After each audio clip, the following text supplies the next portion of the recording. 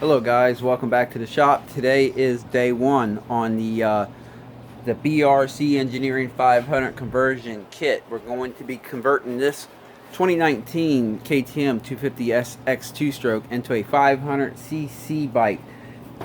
In the description down below, I'll put a link to where we ran through all the parts right here for the BRC Engineering kit. And the only part I didn't have when I did that run through was the cylinder, the jug, but the cylinder has arrived, so we have that. And it come with this right here. I don't know really what this is. It says something about power valve cap shield. Guess we'll figure that out as we go along. But yeah, cylinder come in. She looks good and big. So, whew, man, it's one big cylinder. All right. Oh, wow, look at the size of them transfer ports. This thing's gonna make some power. Look how wide that exhaust port is. I don't know if you can see it in there. Alright, so first thing we have to do is get that motor out of there, and then we can get started on doing this conversion. I will say this is definitely a pretty interesting build, because this kit even comes with the engine cases, reed valves, CDI, I mean, you name it, so it's going to be pretty interesting. So yeah, let me go ahead and start getting that motor out. We need to get on this thing. My old trusty earthquake impact yesterday took a dump on me. You can see I've been using this one for 3 years. I write the date on it right here when I started using it. So I had to break out my backup, brand new. I mean, I've used her maybe 2 times in short jobs, but she's brand new. I wrote the date on her when I started using her here. So got a new one today, guys. Alright, got the seat, tank, and the exhaust system off. The motor mounts right here. You know how I typically do it. I like to keep the stator plug in. I just, remove the cover here and have the stator hang off to the side. Anytime I can anytime I can avoid removing electrical connections, I try to do that. But this one, I've already received word that we're going to have to make a modification on the new case to get this stator to fit.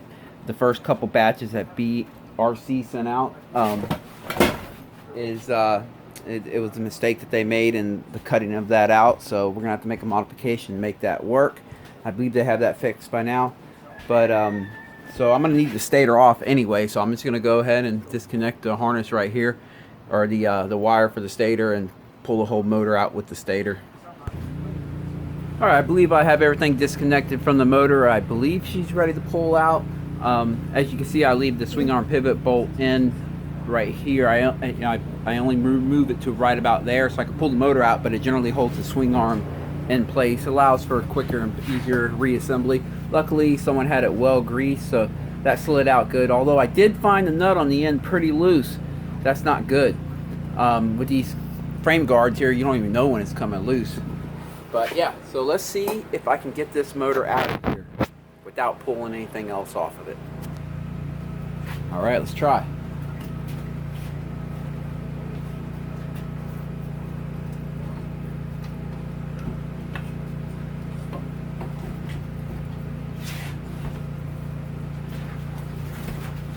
Yes.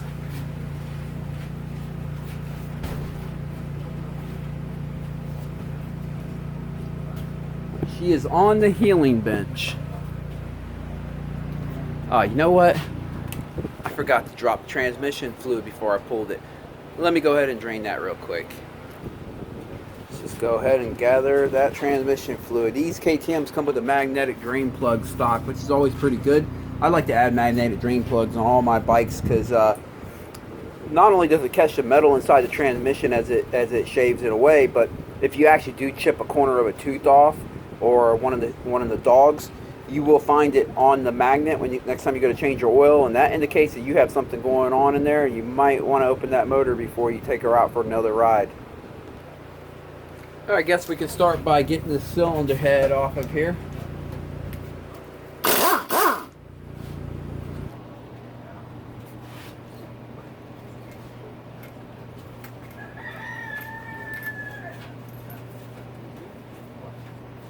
Well, let's give her some blood taps.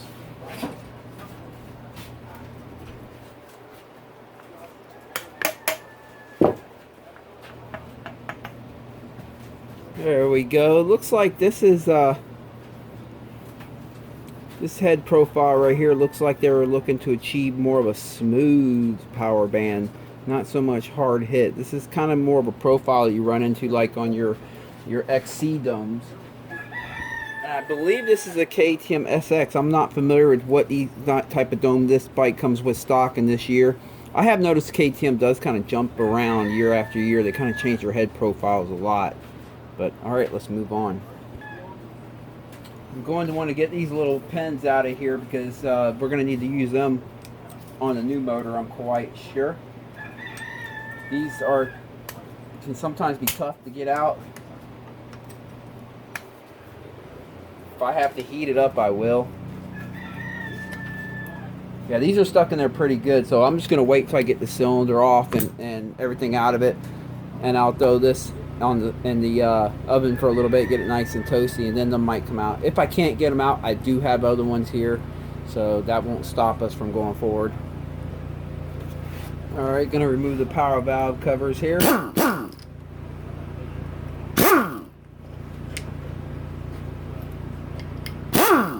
I say this in all my videos, you see me using an end pack taking the motor apart, although I always say when I go to put it back together, you have to be real careful when and where you use the impact because you can strip things out. But you'll see as I go to put the motor back together. So just keep that in mind. Just because I'm using an impact during tear down doesn't mean I'm just gonna, run through the assembly using impact as well. But it definitely speeds things up when you're tearing the motor down. The KTMs use this clip. The newer KTMs use the clip right here for the power valve. If I can get it out here. There we go.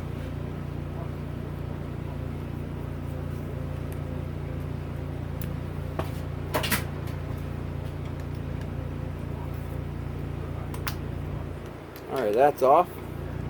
You don't want to lose that clip.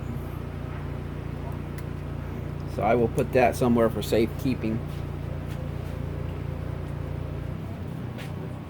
Alright, now all I have to do is take off the 4 14mm bolts that hold the jug on. And oops, I was mistaken. It's KTM, so it's a 13mm.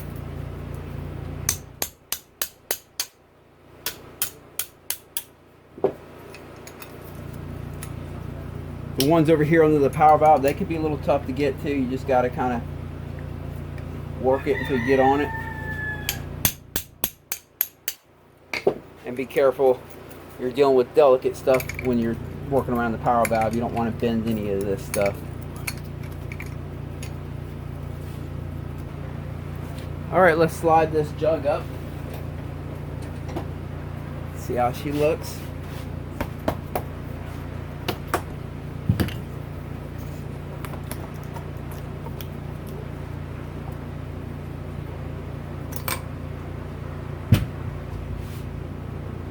Get you up in here. Well, he looks like he's definitely using enough oil, so that's good. Everything looks well lubricated. I see residue oil down here. That's good. This motor appears to be in really good shape, but that really doesn't matter because all we're going to be using from this is like the stator, the clutch cover, the clutch assembly over here, and the transmission. We're not going to be using the crank, the cases, or the piston. We're not even going to be using the reed valves. It came with a new set of reed valves, so. But yeah, she's in good shape. When you buy Wiseco pistons, they often come with these little Wiseco bags. The piston will come, your new piston will come in this bag. I find these are really good at protecting pistons as well when you're working on a motor. You just put it over the piston like that and cinch it down, and that'll keep it nice and protected. I'm going to do that because I'm going to leave that piston on the crankshaft when I remove the crankshaft. I don't know if he has plans to use that anywhere else in the future, but he could just pop that in on another motor if he ever wanted to. Obviously, I would still use the piston, but just in case, you never know. Just trying to preserve whatever parts I can. Alright, let's go ahead and get that stator cover off and remove the flywheel and get the stator off of there.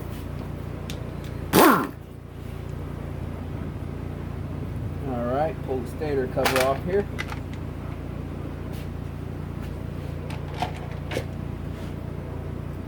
Oh, that's just a spacer, okay. That looks like a 17 millimeter.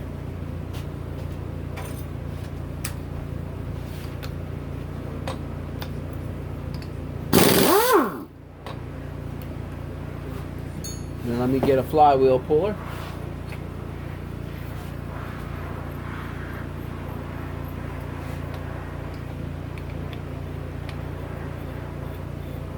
These are funny because they're left-handed thread, so it's lefty tighty, righty loosey.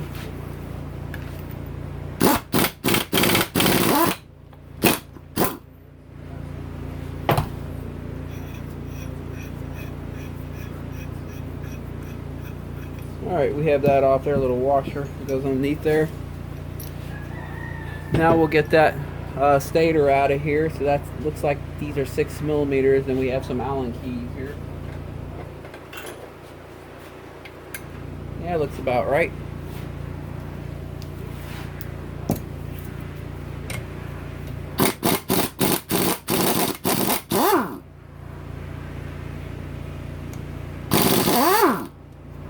Grab a 6 millimeter. One of the interesting things on these KTM two-strokes, some of their larger ones, is they come with a counterbalancer. I don't think the 125s don't, but I think their 250s and their 300s and stuff like that come with a counterbalancer on them, which, you know, it does relieve some vibration. It's one of them things. It relieves vibration, but at the same time, it is one more spinning part. So you're going to have a little bit of drag, a little bit, ever so slight power loss from them, ever so, probably hardly measurable, but it's there. And another issue with them is it's one more thing spinning, which creates gyro effects. Like on the RMZ 450, it does not come with a counterbalancer. Every other 450 has a counterbalancer that I know of, except the RMZ 450. And that's one thing I can say about that bike is it does drop into a corner quick because it has less rotating mass. So, you know, it's just one of them things. Less vibration, but a little more spinning mass. And what's better? Who knows? All right, let me get that keyway out of there real quick before we lose her.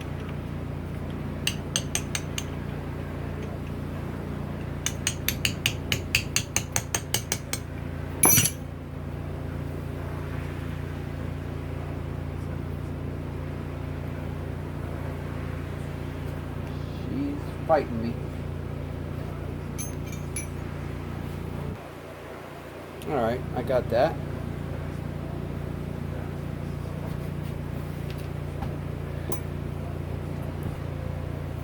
And I'll go ahead and remove all the case bolts, even though we still have to flip the motor around and take the clutch cover off and remove everything over there. But I might as well remove these while I have this side of the motor facing me.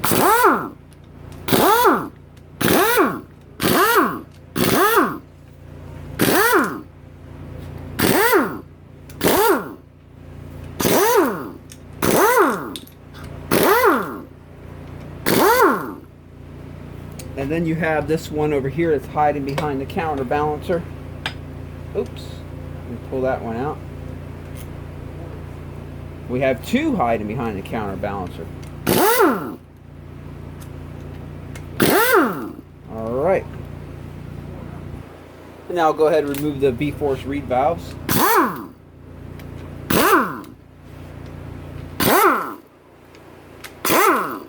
Oh wait, these don't say V-force on them. Oh yeah, I think these might be like KTM's version. I think KTM's making their own V-force nowadays. That's interesting. Wonder how they got away with that. Like, I thought there was a patent on that, but maybe it ended, or maybe they're just having V-force make these for them. I don't know. But that's what these are, and they're in good shape still, or they appear to be. I don't know if you can see, but that cylinder is kind of steaming now. I got it pretty warm. Let's see if I can get these out now.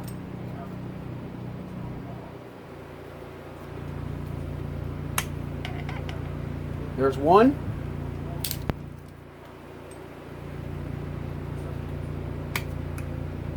And there's two. Heat always helps, especially when you're dealing with different metal materials like that, because aluminum expands faster and further than steel does. So when I heated this, I heated it up just about 170 degrees, and that the aluminum will expand more than these metal pins will, and allows these little pins to just, let me see if I can get the camera here, allows these little pins to just come right out. So got them out, that's good. And now we got to get the clutch cover off.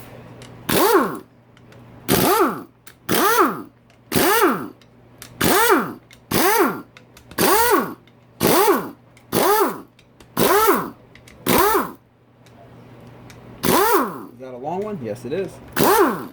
Yeah, that one is too. That should be all. I have the motor sitting on a little turkey tray or whatever you call these things right here to catch the oil. Usually I drain the oil. There's always going to be oil that still comes out. It's always hiding in little crevices. And I like to keep my workspace clean a little bit. I mean, you only keep a shop so clean, but I try my best.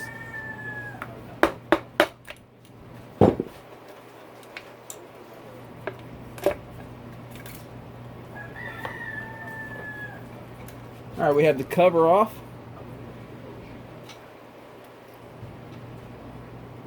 Let's go ahead and remove the power valve little rubber thing here. Gasket. Oh, we have the power valve spring. Ooh, that motor oil smells good. I don't know what kind of oil you're using, but it smells good. They've been doing that lately, you know. This is like your Maxima assembly lube. This stuff smells like cinnamon. It smells so good. And I love cinnamon, so it makes me hungry. Like, it's almost like red hot cinnamon. It makes me hungry every time I go to use that stuff.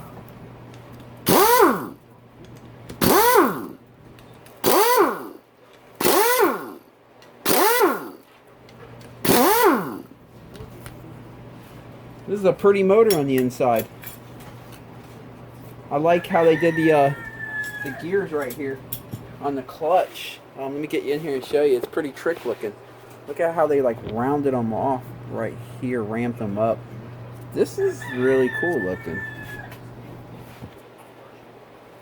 Oh, by the way, guys, I just reached 423 subscribers, so I appreciate all you guys sitting through all this stuff while I'm in the shop working. Hopefully you're getting some entertainment out of it. Maybe learning something, or at least having a good time. Okay, I gotta loosen it up.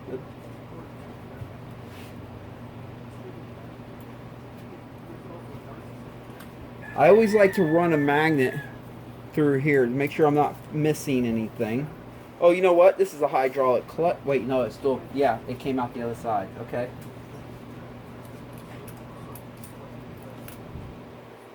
Because sometimes they'll have a little ball bearing in there or whatever, so I just want to make sure if there's anything in there. It's just good practice. Always check. It looks like we're in the clear. All we had was this rod in there.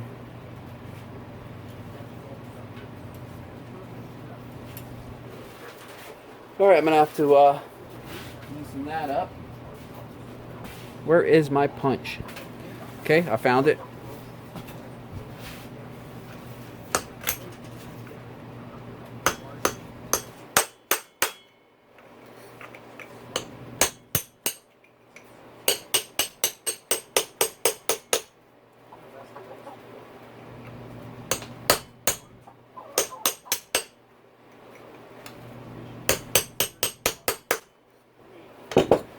Alright, let me find the right size socket for this. That fits good.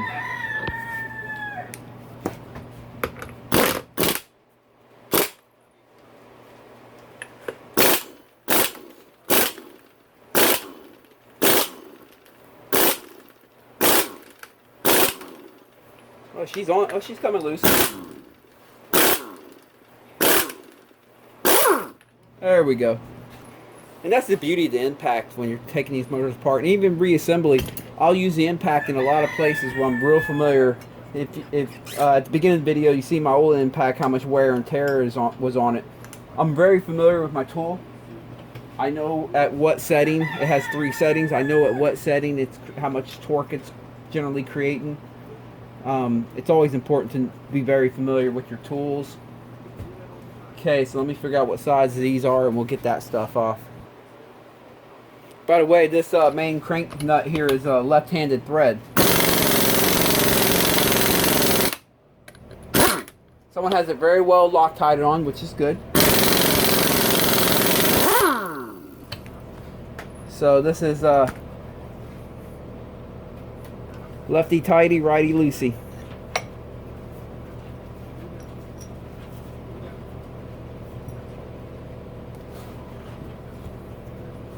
Go ahead and get this off here before we lose her.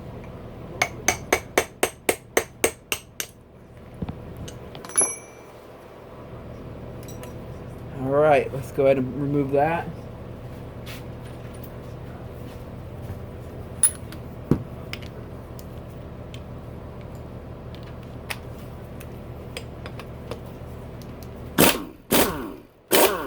You know, I should have did that while I still had that gear on there. Let me go ahead and put that back on.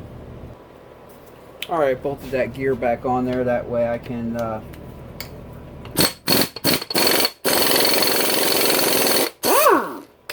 Alright, another bolt that had a good amount of Loctite on it. That is good. I like seeing that.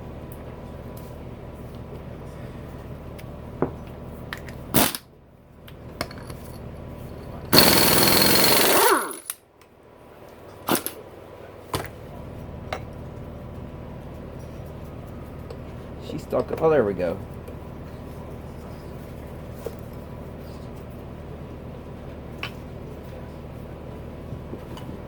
And that has another one of these keyways here.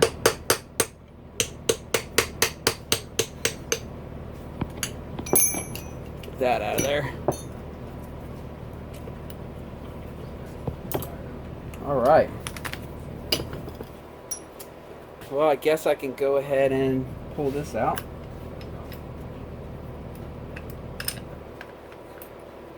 Make sure there's no washers. You always check for washers and stuff anytime you remove a part, because these washers will stick to it because of the oil, and then you go to move the motor 5 minutes later and a part falls on the floor and you never find it, and that's how that goes. So like right here we have a washer. Make sure you get that. Alright, I think we can split the motor now. I'm not going to worry about taking all this stuff off right here until we get the motor apart, split open, get the crank out of it, and then I'll figure out what we need to pull off these cases to put onto the new cases. Because right now this is just a teardown. Obviously when we go to reassemble it, I'm going to be following them directions right there pretty much to the T for the most part. But alright, let's try to split these cases. Okay, as you know, I always say there's more than one way to skin a cat. There's several ways we can split this motor case. You can do it the wrong way, which is take flat heads and cram it in here in the corners and pound it and force it open, which damages the cases. You can do it the right way, which is with a set of case splitters that pretty much just bolt right here and press the crank through, which pushes the other side of the case out, which I do have them. But I always try this method first, because let's say them case splitters, you've seen me in other videos hook them things up, man. It's just a lot going on, and most of the time it's not needed. Because a lot of times if you just take some really long bolts and you put it in one in the front of the case and one in the back and fully thread them in so you don't damage any threads, you can only hit it so hard because it'll end up bending this at some point. So you're really not going to hurt anything, but you just put them in and give it some love taps. See, it's already splitting open. Look at that.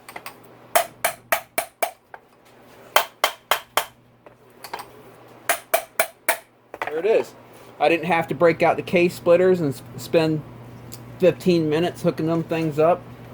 And if you start tapping it with a hammer like this and it doesn't move, before you don't just start hitting harder and harder. If they don't start splitting pretty much within a couple taps, make a run through one more time and make sure you haven't forgotten one of the case bolts here. And on some motors, they like to add 1 or 2 or 3 bolts on the other side too. So if you're dealing with a motor different than this one, it could have a bolt on the other side too. So you have to be aware of that. And I find that more in the 4 strokes than I do the 2 strokes, but keep that in mind. If you hit them too hard, you'll just bend this. So it's really hard to hurt anything, and it splits them really easily. There was a guy that left a comment in one of my videos that he tried this method and it worked good for him. It does work great. And like I said, it's just quicker. So let's see what we got here.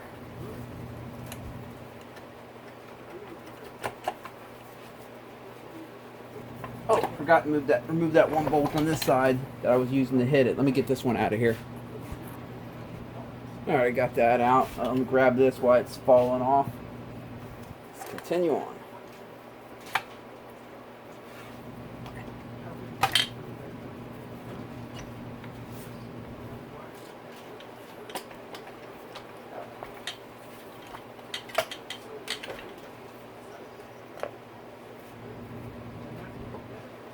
That half,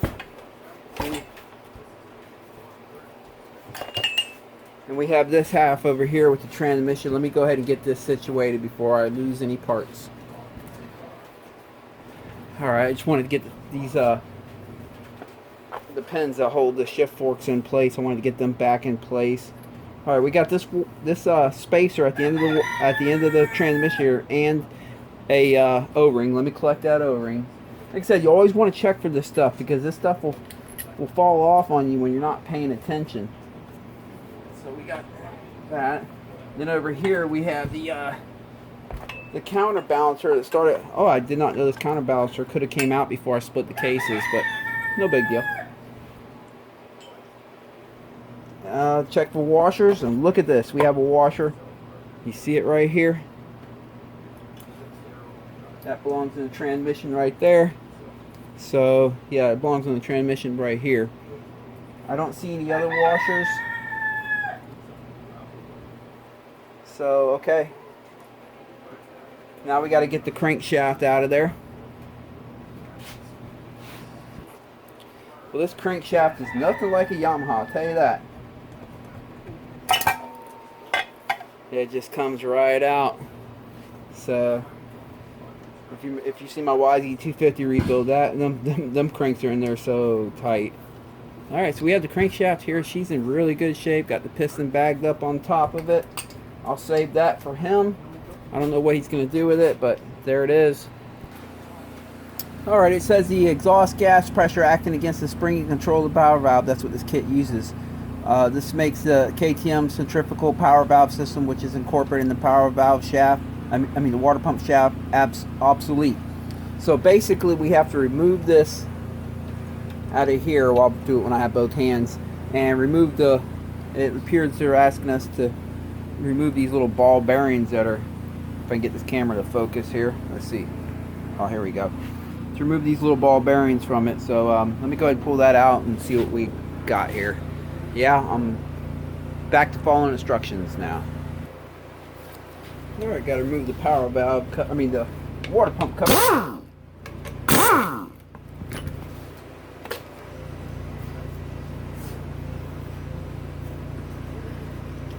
Yeah, pull that off and get a 10mm.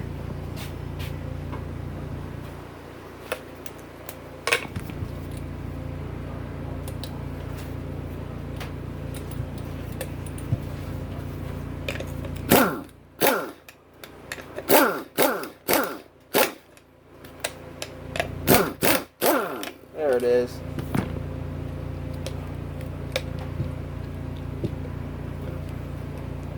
Give her some love taps, kind of push her through.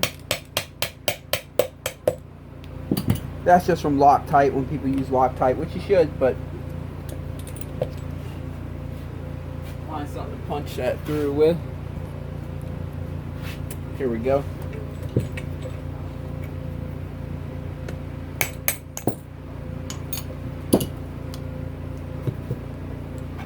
Alright, set all this aside so I don't lose anything. There's a washer here. Like I said, always check for washers. You never know when them little things stick around.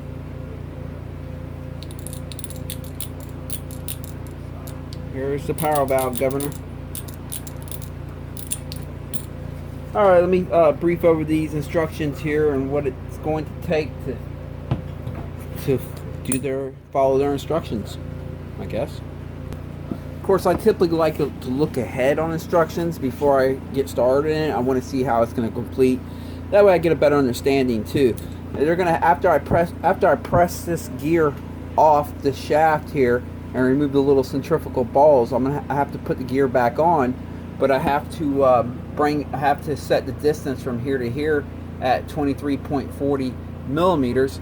I went ahead and measured it ahead of time just to see where they had it at, and yeah, that's pretty much where they had it at. I got a 23.47, which is pretty damn close.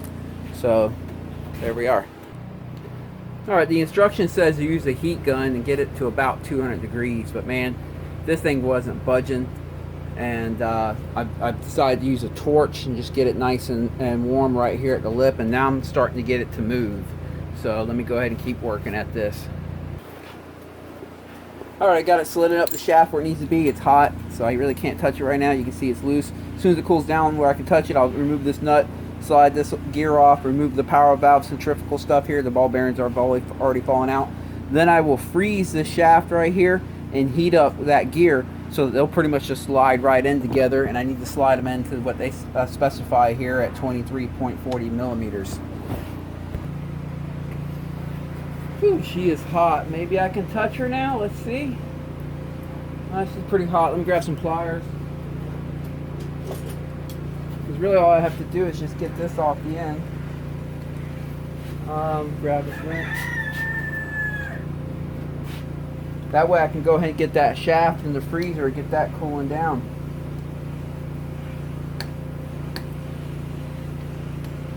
Now let me try something else here. Alright, there we go. I was able to get it off. She's still hot, so I have to be real careful. Slide that off. Try to wipe that up, and I'll go put it in the freezer.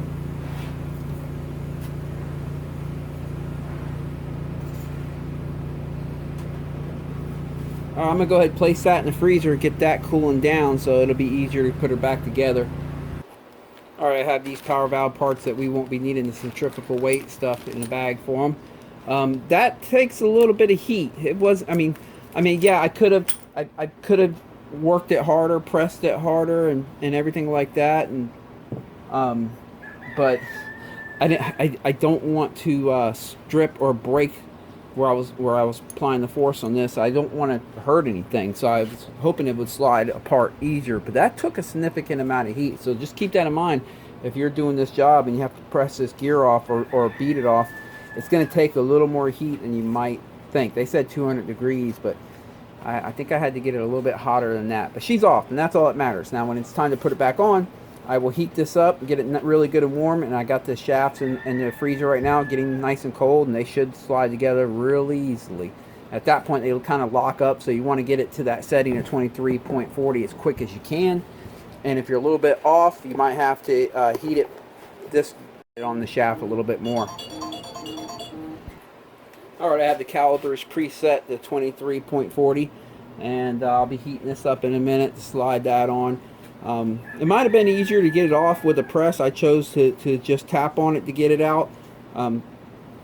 Sometimes with the press you really don't know how much force you're putting on it. That's such a delicate part. I didn't want to break or bend that shaft. The presses are really strong, but it might have went apart easier, or maybe it might have took less heat, but I did it this way, choosing to go this way, and I did not damage the shaft. So far so good.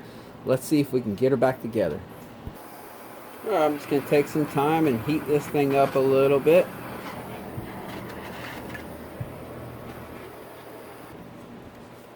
Okay, all I'm doing now, I have a piece of metal right here, some rags over it so I don't mess up the end here.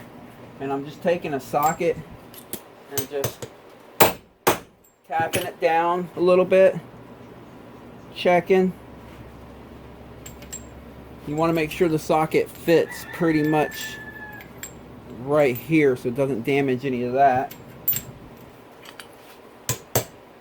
If you got to put more heat on it, it's better to use heat than it is to hit harder. So let me keep working at this. I think I have it. Have to put glasses on anymore. I'm getting a little old. Yeah, and it's still at, oh wait, it moved a little bit. Let me reset this. See, 2340.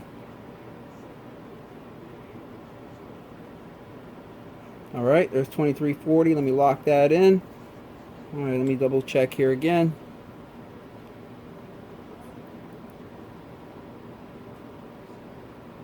Needs maybe one more, maybe a little bit more movement here. So let's give her a little more heat. I don't want to go too far though. I don't want to overdo it.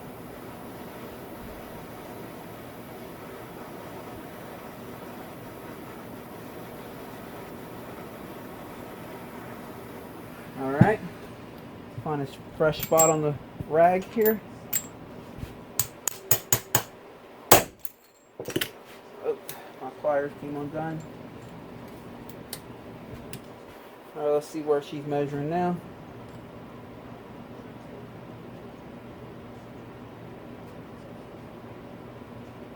Maybe just a little bit more. I'll keep working at this. And I think I got her. Yep, I think I have her. All right, let that cool down and we can fool with that. See, I'll show you what I mean. You have this little area of threading right here. You have to be real careful not to damage that. And you have this other end right here that slides into the bearing. You have to be real careful not to flare that out. Now, I've never done this job before, but just, you know, from experience. And you can see the threads are still good here, and still nice and straight. So you got to be careful if you're going to use a press. Make sure you have everything real good and go easy with it, and with lots of heat. If you do it the way I did it by just hitting it, again, lots of heat. Make sure you protect all these threads. What I did is I put this long nut. Oh. And they even mentioned that in the instructions, to put a nut on the end, to use that. And I use this right here. And you want to bottom it out all the way and actually tighten it up a little bit when you bottom it out and get it. And then you can use that to apply your force. And even then, if you're going to tap on it like I did with a hammer, after you get that bottomed out, you want to have a socket on the end of it too as well. And then you can hit it with a hammer. And again, it takes a lot of heat on this gear right here to get it slide on that shaft. It sits on there pretty tightly. To be. Oops, my bad. We have the new clutch cover to put the water pump in. So the bearing goes here.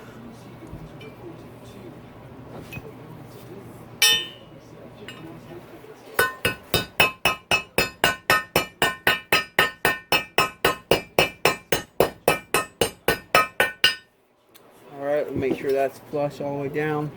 Here, let me try it like this. Make sure we have it all the way down. There we go. And then the seal, they say to install the seal with the numbers faced up.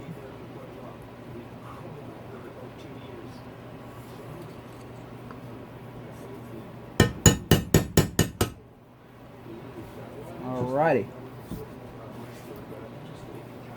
Actually, I think I knocked that seal in a little bit too far. Let me see if I can ever so gently pull her back out. Yeah, she's coming out. Alright.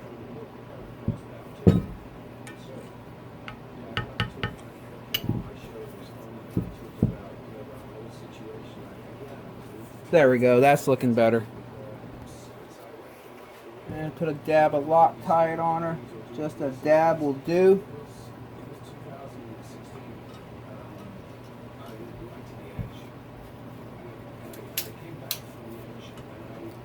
Grab it on the part of the shaft back here where there's nothing on it and it doesn't ride on the bearing or anything. So if you do end up scarring the shaft and it doesn't hurt anything, you don't have to grab it too hard because you don't really have to put this too tight.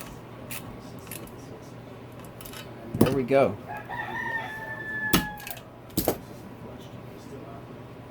Alright, she spins freely, so she's looking good.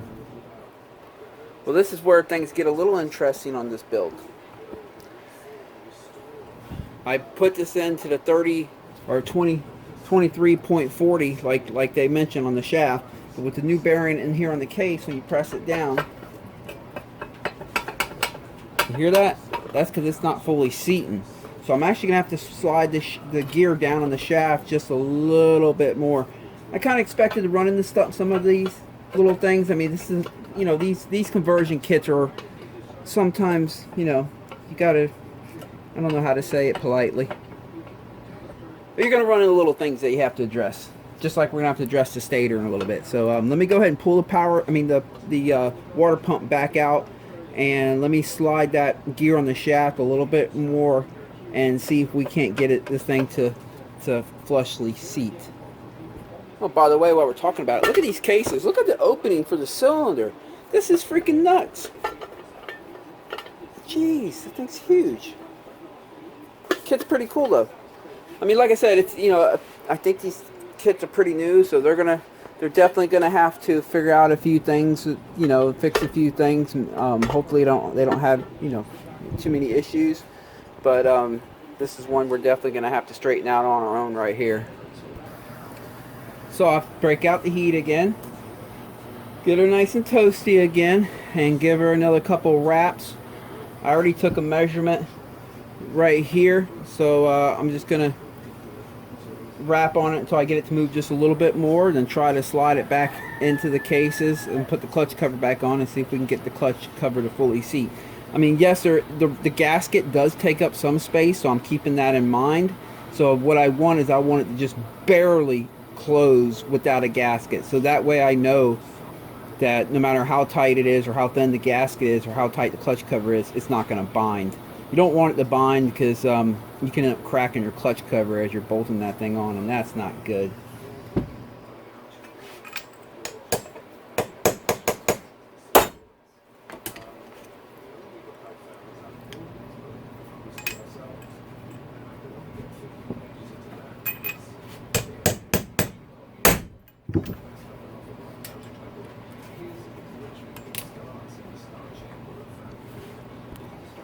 Okay, I think I have it. That's real important to note that you want to definitely test fit this. So if you got to be able to put put the clutch cover completely on. If that's binding it up, but you can see you can see now. I can completely put it on now with it meeting. Just if you can get, I can get the light in here to show you what I'm talking about here. If you look back here, let me get the light in there. There you go. You'll see that shaft right there where my finger is pointing. Let me get the light back on it. Yeah, it's just meeting the bearing. So that's where you want to set it at. But now we have to check out one more thing. Now can we put the power valve cover back on with the impeller and that not bind? So we have to check that real quick. So let me go ahead and put this power valve cover back on with the... Just make sure nothing's going to bind.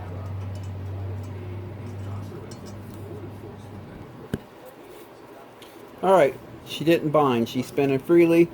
There's no in and out play, so that's the right place. I should have measured it for you guys. Honestly, I should have. But then again, what if I measured it and then they actually changed some things and to make it right? You know, so maybe it's just better to custom do it the way I did to make sure you get a good fit. And that's what we had to do today. To maybe run through it one more time. What I was doing is hitting this shaft right here to slide it either deeper or more out of this gear.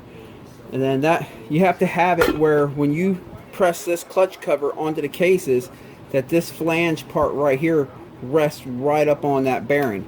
Now I set it up where it rests right on it perfectly with no gasket. And the reason I did that is because once we have the gasket, it'll pull it out just a hair, but that'll be okay. That'll guarantee that no matter how thin of a gasket you use, or if you put the clutch cover too tight and it crushes it down, you're never going to get a bind. You don't want to bind because it can crack this clutch cover, and you don't want that. So if you're doing this job at home, just make sure you check that. And then the next page talks about the TPI models. I guess they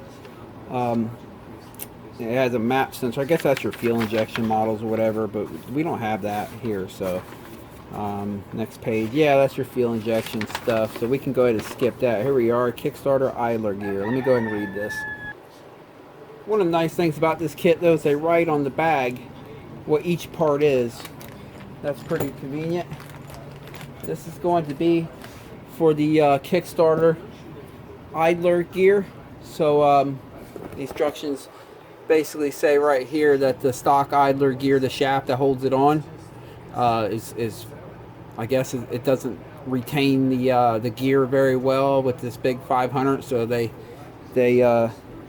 included this one that does a better job. So let's go ahead and get that in there. So basically, this has a slight interference fit going in here. So what I'm going to do is I'm going to go heat these cases up a little bit. And that'll cause this aluminum to expand, and that should just fall right on in. Now this piece I'm putting in here has a fine lip right here where the little circlip's going to slip in. So if you have to tap this thing in with a hammer after you heat up the cases, it might take a few lub taps. You're going to want to slide this piece on there to kind of protect that so you don't end up bending that lip. So that's what I'm going to do. I'm going to put that on, so if I have to tap it with a hammer, and I'm probably going to have to tap it some lub taps after the cases are hot, but it shouldn't take much to get this in. Alright. Oh shoot, what I do? There it is. There it is. A little bit of heat, and it just falls right on in. So I'll give it another tap just for good measure, but I believe she's bottomed out.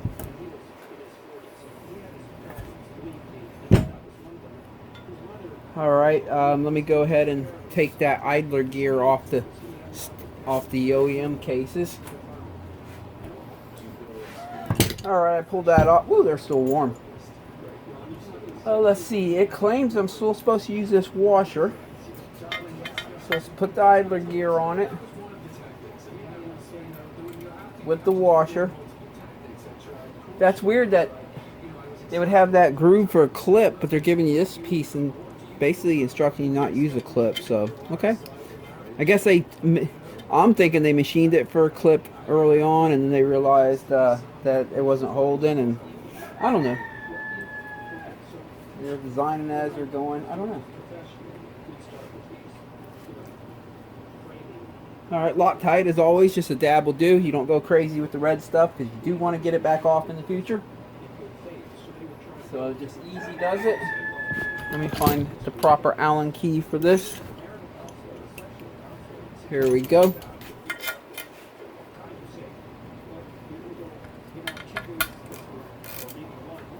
Oops. Duh. Alright. There we go.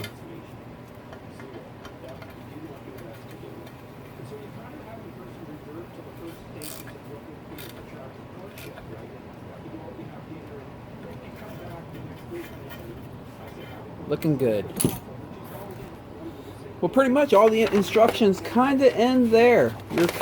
I guess they just cover the stuff that you know, that's kind of specific to this one. Right after idler gear, it mentions that you need a stiffer clutch spring, more power than the donor. So you're going to need a stiffer clutch spring. I don't think that was included in this kit, but I'll let Matt know that I'll put it together the way it is, and I mean he can ride it or whatever. But I'll let him know he's going to want a stiffer. Actually, I think I'll call him tonight and see if he wants me to just go ahead and order one. But then we have they're showing a block of aluminum to lock up the gears, so when we go to torque them down. And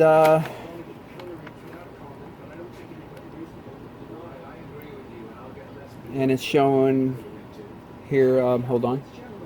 Yeah, pretty much the same thing, to wedge some aluminum in and to tighten up the clutch basket. So, yeah, it kind of ends here. I mean, except for the torque specs that they have, like, right here and stuff, which we'll just leave it on that page now, because that's where we're headed. So from here on out, basically, I have to use my years of experience to put this thing together. So let me take a look at things here and get a game plan now that I don't have any instructions anymore. Alright, so I'm going to go ahead and decided to go ahead and let's just get this transmission out of here. I had this on there to hold that gear on the washer. So first thing I'm going to do is get the shift forks out of our way. Now I don't want to have to figure out which shift fork goes where, so you want to arrange it where you can remember that. Sometimes you can't get this shift fork out right here until you get the shaft out, so I expect that. So I'm going to have this shift fork, I'm going to leave it on this side of the shaft since it was on, and when I get this shift fork out, I'll slide it here, and that will give me a reference of which shift fork goes where when I go to put it back together, so I don't have to sit here and figure this out. Let's see if I can get this front one out here.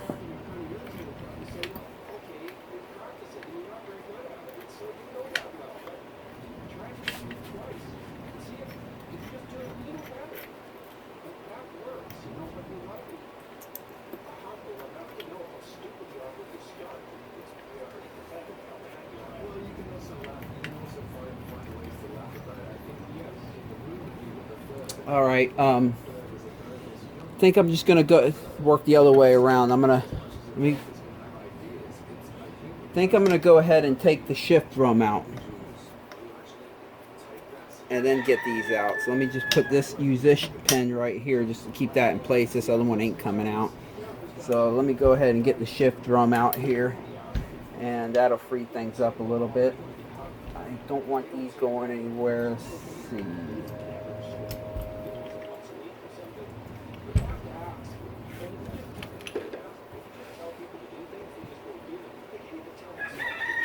All right.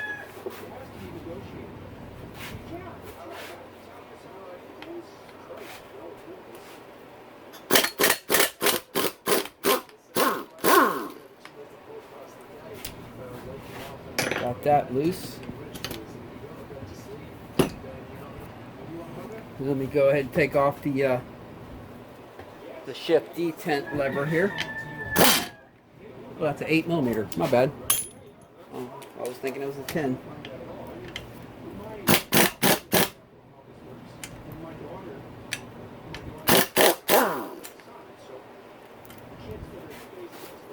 There we go. Make sure there's no washers behind there. No, there's not. I'll set that aside right here.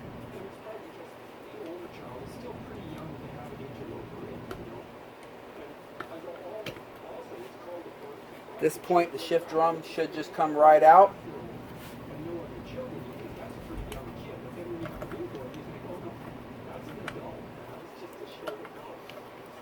There we go. And now I can go ahead and continue pulling the shift forks out. And remember, I left that shift fork on this side of the shaft so I can remember where it went. I'll put this one on this side of the shaft, and then when I go to reassemble it, I'll know which fork goes on which side, so I don't have to sit here and guess it. Sometimes they put a left and a right, or an L and R on them, but they didn't on this one. Matter of fact, actually, these look like they're identical. They both have no, I'm sorry, one's a 10E, one's an 11E. So you can write that down for reference if you're doing it, but I just leave them on the shaft. I do this every day, so you learn little things to keep you from getting confused and mixed up. So now I just should be able to slide this transmission right out of here. Give that one some love taps. Oh, they have a clip holding that one in. All right.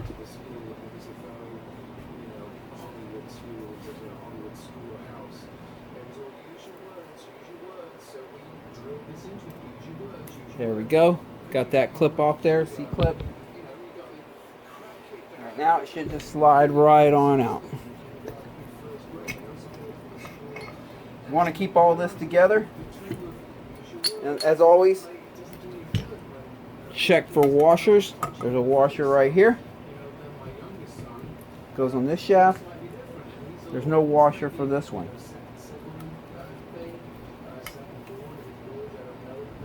All right. So I have the transmission out. You always want to keep the transmission together if you can, because it can get really complicated figuring out where each gear goes in each washer if you open this thing up, or if you drop it on the floor and everything goes everywhere. Schematics are really hard to look at and figure it out. If these ever become like unorganized and you have to put it back together, sometimes you'll have to put the cases together and try it out, and then take them apart and put it back together a few times until you get it right. So it's just best to keep it all together. That way the install goes a little bit quicker and easier, and you know you'll have it right. Well, I think that's a wrap for today. I'm going to stop right here. Getting tired. It's getting later in the day. I'm going to go in and order. The kit mentions, the manual does mention using a stiffer clutch diaphragm. It's basically your clutch spring. And they tell you this, they have three choices here. You have the KTM 351 and the 451, and also the Barnett, the aftermarket one, which is 20% stiffer than the KTM 451. I'm going to go ahead and order one of them diaphragms and get that on its way. And I'm going to throw all these bearings in the freezer, get them really nice and cold. I'm also going to throw the crankshaft in the freezer as well, get that really nice and cold, because we have to slide that onto one of these bearings right here tomorrow. So I'm going to go ahead and upload this video, and then this is day 1 on the KTM 500 conversion, and tomorrow I'll upload tomorrow's work, and that'll be day 2. So if you're interested in catching it, check back tomorrow. I appreciate you guys watching, and catch you tomorrow.